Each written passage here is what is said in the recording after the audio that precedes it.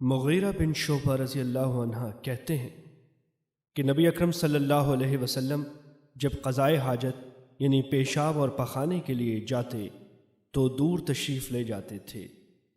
سنن نبی داؤد حدیث نمبر 1۔ یہ حدیث صحیح ہے۔ انس بن مالک رضی اللہ عنہ کہتے ہیں کہ رسول اللہ صلی اللہ علیہ وسلم جب پاخانے جاتے، حماد کی روایت میں ہے، تو آپ صلی اللہ علیہ وسلم اللہم انی اعوذ بکا من الخبث والخبائث، اے اللہ میں تیری پناہ چاہتا ہوں کہتے۔ اور عبد الوارث کی روایت میں ہے کہ آپ صلی اللہ علیہ وسلم اعوذ باللہ من الخبث والخبائث، میں ناپاک جن مردوں اور ناپاک جن عورتوں کی شر سے اللہ کی پناہ چاہتا ہوں کہتے۔ سنن نبی داؤد حدیث نمبر 4۔ یہ حدیث صحیح ہے۔ انس بن مالک رضی اللہ عنہ سے یہی حدیث مروی ہے۔ اس میں اللہم انی اعوذ بکا ہے، یعنی اے اللہ میں تیری پناہ چاہتا ہوں۔ شعبہ کا بیان ہے کہ عبد العزیز نے ایک بار اعوذ باللہ میں اللہ کی پناہ چاہتا ہوں کی بھی روایت کی ہے، اور وہیب نے عبد العزیز بن صہیب سے جو روایت کی ہے اس میں فلیتعوذ باللہ چاہیے کہ اللہ سے پناہ مانگے کے الفاظ ہیں۔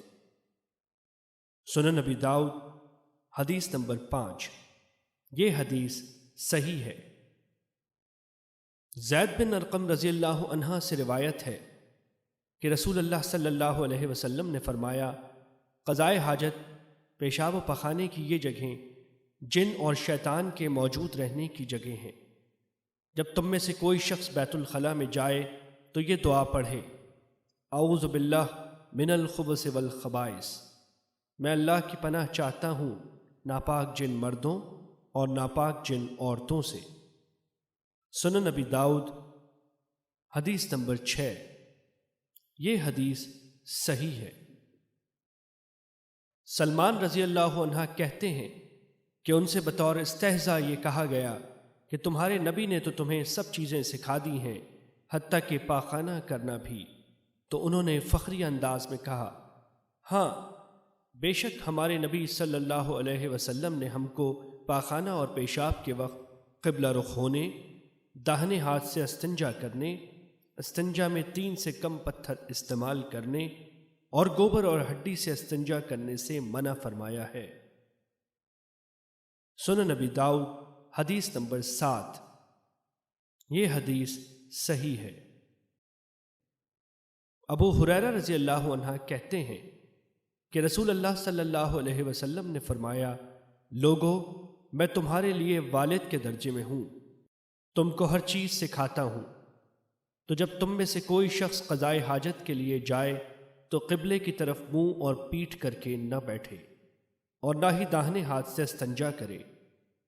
آپ صلی اللہ علیہ وسلم استنجا کے لیے 3 پتھر لینے کا حکم فرماتے اور گوبر اور ہڈی کے استعمال سے روکتے تھے۔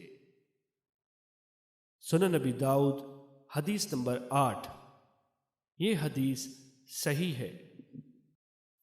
ابو ایوب انصاری رضی اللہ عنہ سے روایت ہے کہ رسول اللہ صلی اللہ علیہ وسلم نے فرمایا، جب تم قضائے حاجت کے لیے آؤ تو پاخانہ اور پیشاب کرتے وقت قبلہ رو ہو کر نہ بیٹھو بلکہ پورب یا پچھم کی طرف رخ کر لیا کرو۔ ابو ایوب رضی اللہ عنہ کہتے ہیں، پھر ہم ملک شام آئے تو وہاں ہمیں بیت الخلاء قبلہ رخ بنے ہوئے ملے، تو ہم پاخانہ و پیشاب کرتے وقت قبلے کی طرف سے رخ پھیر لیتے تھے اور اللہ سے مغفرت طلب کرتے تھے۔ سنن نبی داؤد حدیث نمبر 9۔ یہ حدیث صحیح ہے۔ عبداللہ بن عمر رضی اللہ عنہما کہتے ہیں کہ ایک روز میں کسی ضرورت سے گھر کی چھت پر چڑھا تو میں نے رسول اللہ صلی اللہ علیہ وسلم کو قضائے حاجت یعنی پیشاب و پخانے کے لیے 2 اینٹوں پر اس طرح بیٹھے دیکھا کہ آپ صلی اللہ علیہ وسلم کا رخ بیت المقدس کی طرف تھا۔ سنن نبی داؤد حدیث نمبر 12۔ یہ حدیث صحیح ہے۔ جابر بن عبداللہ رضی اللہ عنہما کہتے ہیں کہ نبی اکرم صلی اللہ علیہ وسلم نے ہمیں پیشاب کے وقت قبلے کی طرف رخ کرنے سے منع فرمایا، لیکن میں نے وفات سے 1 سال پہلے آپ صلی اللہ علیہ وسلم کو قضائے حاجت کی حالت میں قبلہ رو دیکھا۔ سنن نبی داؤد حدیث نمبر 13۔ یہ حدیث صحیح ہے۔